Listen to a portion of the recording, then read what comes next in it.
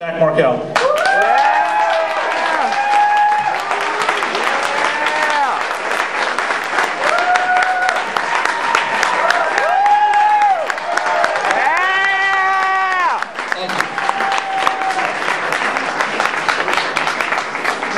You know, Pete Schwarzkopf is a great state representative. He's obviously a great MC. But I know that what is most important in Pete's mind is that he is a great grandfather to little Oliver. I guess I should rephrase that. He's old, but he's not that old. He's an excellent grandfather, a doting grandfather. Let's hear it for Pete, doing a great job.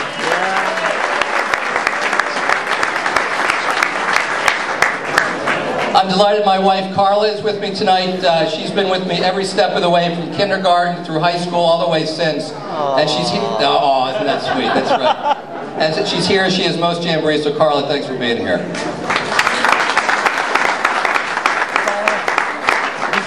You know, I was telling Carla that what I love best about the Jamboree is that this is like a big family reunion. We get together, we catch up on each other's lives, we mark the passage of time. Some of us mark the passage of time by saying how gray we've gotten or how much hair we've lost. And for an unfortunate few like me, they're both happening simultaneously. But we also mark the passage of time by saying how much our children have grown. I remember my first Jamboree as a candidate for state treasurer in 1998. Tom Carper was still governor. My daughter Molly was 5. Our son Michael was 3. And this week Molly starts high school. And Michael's in 6th grade. Time passes. And we all gather tonight not just as friends, but as friends with a common purpose. I don't think there's been a more important time, at least in my lifetime, to be a Democrat. You know, the Republicans in Washington have done such a miserable job of managing this nation that people in blue states and red states alike are crying out. They're desperate for a new way, for new leadership. And I'm confident that they will shortly come to the conclusion that that new leadership ought to be provided by our senior senator, Joe Biden.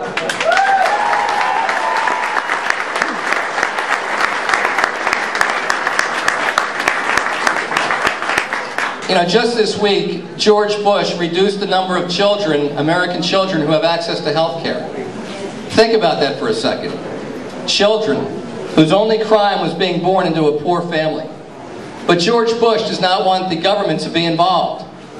That's why I'm a Democrat, because we Democrats believe that every child, every American is entitled to affordable, high-quality health care, and we'll make the tough decisions necessary to make that happen.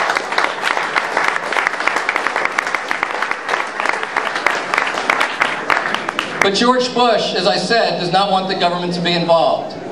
Until that is, it's time to humiliate and stigmatize and demonize people who are different. That's what they're really good at. That's what his administration does. And I am a Democrat because our party believes with every fiber of our being that what we are all about is protecting the civil rights of every American, and we will not rest. We will make every tough choice we have to make sure that those civil rights are protected.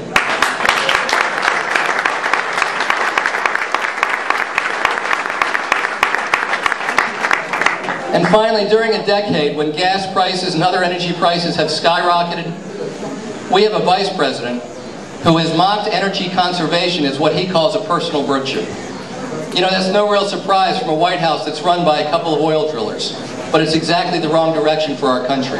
And I'm a Democrat because we understand we have got to promote real energy conservation, and we have to promote real renewable energy sources like offshore wind.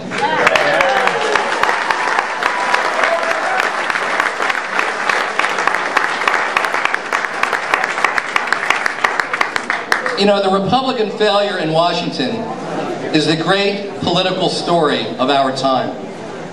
And we Democrats are poised for big wins in 2008 in Delaware and across the country. We've got better candidates and we have better ideas. Now, I know a lot of you are nervous about the primary for governor. I'm not nervous, I'm excited. We Democrats have a choice between two good candidates, and that's a good thing. Because Lord knows the next Democratic governor is going to have all kinds of issues to deal with. And I'm not just talking about health care in the prisons or the Delaware Psychiatric Center. We're going to have to improve our economy in the face of global competition. We are going to have to intensify our efforts to make our schools world class. And we're going to have to figure out what to do with exploding demand for health care from an aging population while we have fewer people, relatively speaking, working and paying taxes into the system. These are big issues, and we have an incredible opportunity to lay a foundation of prosperity in Delaware for 30 or 40 years. And when you have these kinds of issues and challenges and opportunities, it's a good thing to have this kind of debate and dialogue. We benefit from this. Our state and party benefit from an election between two qualified candidates who run campaigns focused on the issues. Friends, this is what democracy is all about. This is what our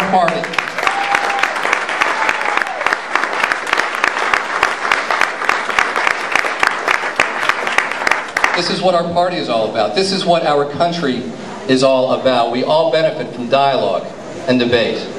And we elected officials and candidates benefit from all of you. We benefit from your passion, from your conviction, from your belief in what our party and our country stand for. And that passion, that conviction, those beliefs make us as candidates and elected officials better people. And how can we ever thank you enough for that? God bless. Thanks.